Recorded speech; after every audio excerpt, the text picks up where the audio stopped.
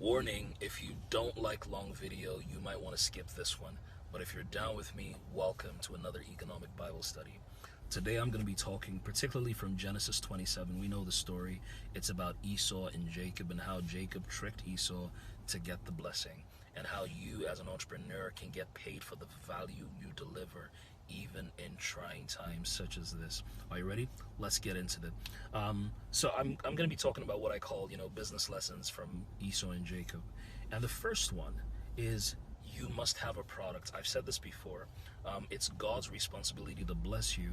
It's your responsibility to prosper, but you can't prosper without having products. You must have a product, all right? But not just having a product. Number two, you must have a product that the market really needs. All right. So if you look at Genesis 25, the Bible says Esau had come back from hunting, and then he saw Jacob cooking. Jacob was preparing a stew. He was working on his product, and Esau saw this product, the stew, and he says to Jacob, "Give me this stew, or else I'm going to die." Now, what that meant was Jacob was strategically positioned to make sure Esau, who was his customer, would notice his product, and then the principle of addictive demand will come in. As an entrepreneur, your job is to get your customers into a state of frenzy. Your job is to get your customers into a state of addictive demand. Esau said to Jacob, he says, "Give me this food or I die." There's something about positioning, because Jacob knew the route that Esau was going to pass in order to get to his house.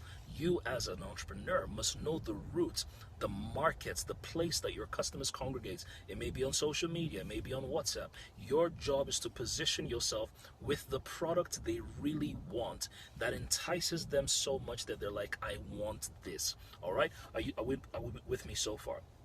Number three, very important, never negotiate when you are hungry. All right? So what do I mean by that?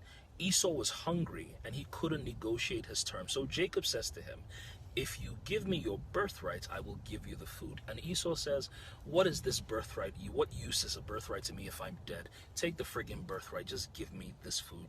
Now, putting it in the position of Esau, you must never negotiate when you're hungry. When a client offers you something at a price that you feel like, you know what, this is a breakthrough, what you need to do is calm down, take a moment, breathe, tell them you'll think about it, and then you go back to them. You must never negotiate when you're hungry, or else you do what Esau did and you will always negotiate wrongly. All right, so let's get into Genesis 27. We know the story. Isaac is going blind, he's hungry, and then he calls his favorite son, he calls Esau, and he says, "Go into the field, go get me some tasty food or some venison that I may eat, so that I can bless you before I die." Now, in Genesis 27, verse 4, verse 9, verse 17, and verse 13, let me read, let me just see very quickly so I don't make a mistake. It says, Isaac says, "And make me savory meat or tasty food that I love, and bring it to me that I may eat, and my soul may bless you." And if you check all those scriptures, you would notice that you must be able to solve the needs or the desires of your customers. I'm going to say that again.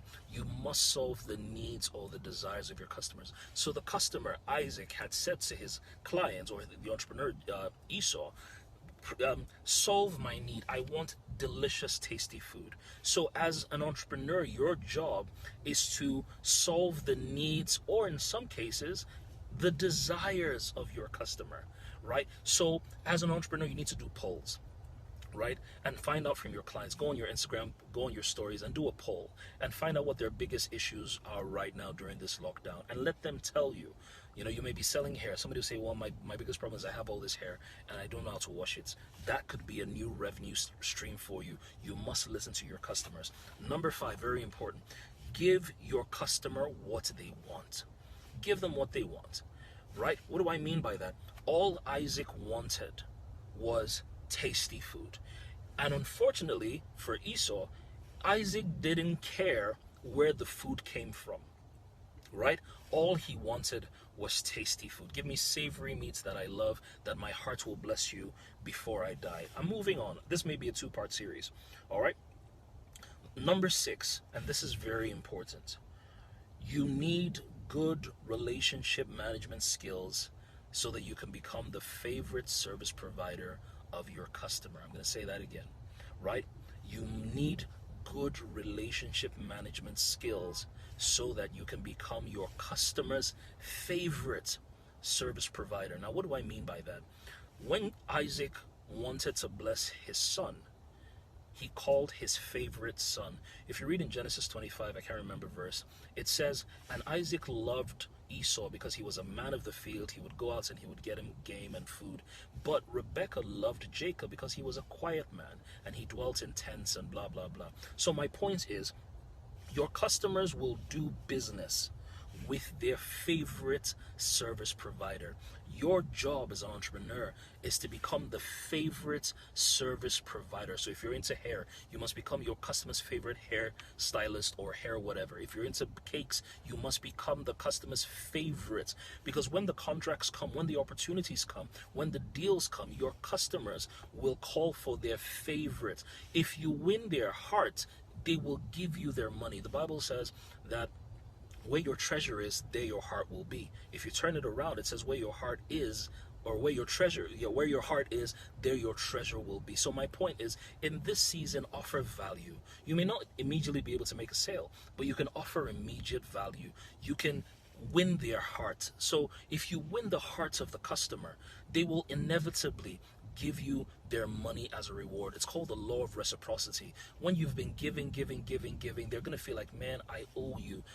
You're constantly just adding value and helping me and trying to make me better. I owe you. So you must become your favorite service provider. Isaac called his favorite son Esau, whom he wanted to bless. But guess what? Rebekah called her favorite son Jacob, and then she passed the blessing to him. You must try to become your customer's favorite service provider. Number 7, check this out. You need a mentor. You need a mentor. Now, guess what?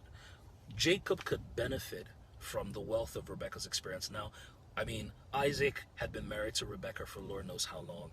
Now, who's the best person and in the best position to tell the child the kind of food their father likes?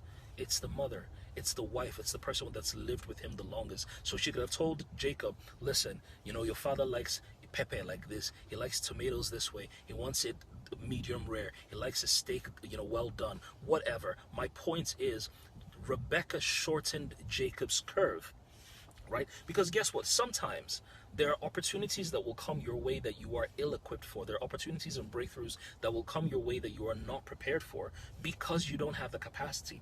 But then you need the benefit of great mentors who can leverage off opportunities. Now, guess what? Why do I say that? The Bible says that Isaac told Esau to go to the field to get game. Now, guess what? Rebekah said to Jacob, let me say the Steve Harris version. Rebekah said to Jacob, go to the house, go behind the house and pick an animal and go and kill it, and I will cook it for you the way your father likes it. So that's the benefit of mentorship. Now, guess what? Here's the interesting thing, which leads me to chapter 8. Esau was sent to get the food in verse 5, but he didn't return until verse 30, which means, my friends, apart from the fact that your mentor shortens your curve because they've been there, done that, they know exactly what needs to be done. But here's number 8's principle: strategy is better than energy. I'm going to say that again. Strategy is better than energy. Now think about it.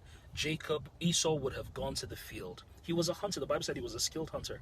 Esau would have gone to the field. He would have looked for animals. He would have set the trap, waited in the trees, probably waited in the bushes, waited for the animal to get caught up in the trap. Then he would kill the animal. He would carry the animal on his shoulders, walk Lord knows how many miles back to the house, cook it, skin it, cook it, clean it, and then serve it. Right? So he didn't return until verse 30. However, Jacob probably doesn't show up until maybe verse 15 or something, or verse 12. Gets the instruction from Rebekah, who says, go to the back of the house, get a goat. Because guess what? The goat's in the bush and the goat's in the house. Is it not the same bush meat?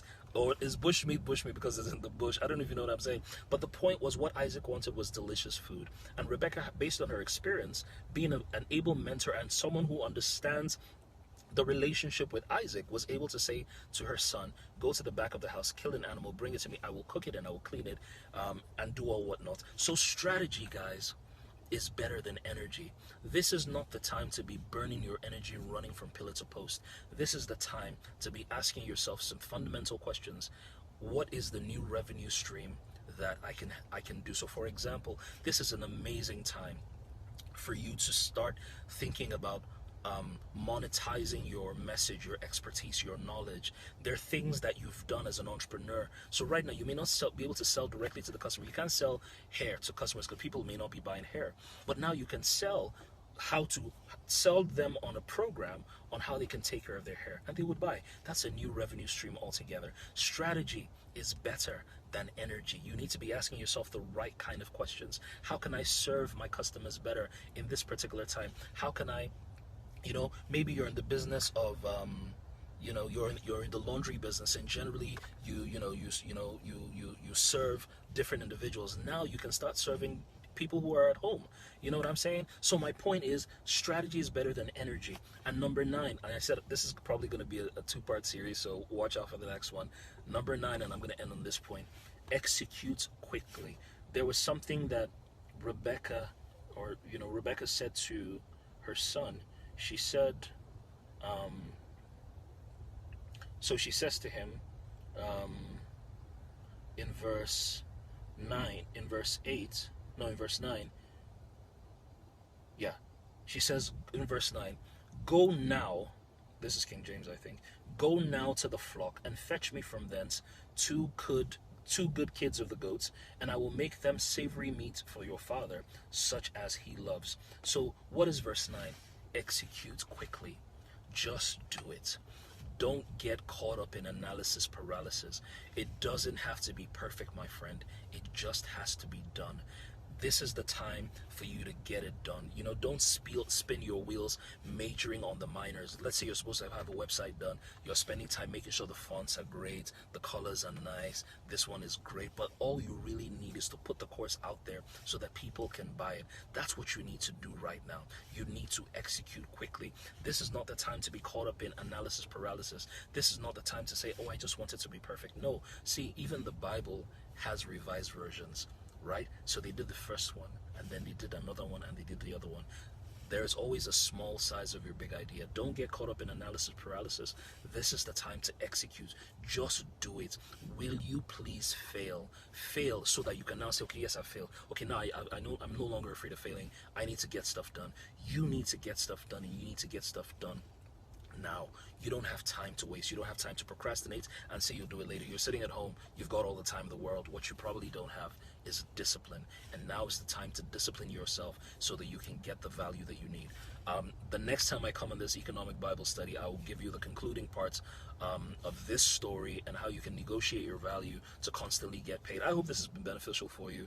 Please share with your friends. Please drop a comment. I'd really love to hear from you. And absolutely. And one way you can raise your value in this season is to learn how to monetize your message, create new income streams. One of the ways I've offered to help is by my Monetize Your Message course. It's out there, link in my bio. It normally was 150K. But it's now 50K for those who want it. Please feel free to check that out. Share this video with a friend. Drop a comment. I hope this has been beneficial for you. Stay safe, stay stocked up, stay sanitized, and more importantly, wash your damn hands. I'll talk to you soon. Peace.